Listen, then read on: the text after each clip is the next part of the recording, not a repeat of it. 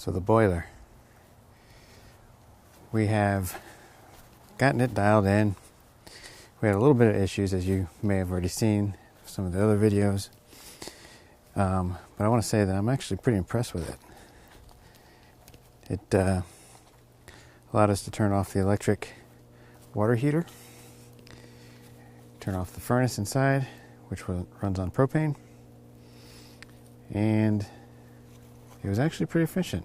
We used dry ash for our wood source, and we only had a couple of hiccups throughout the season, but it was a pretty good setup.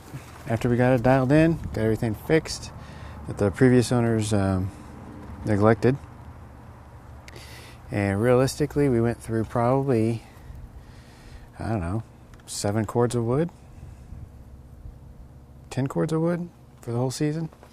We're still running it because the temps at night still get down in the teens. But yeah, everything's been good with it.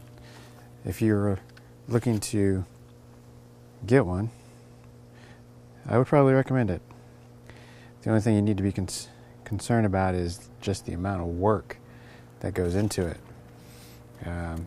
Stacking wood, cutting wood, hauling wood, lifting wood, throwing wood in, smoke.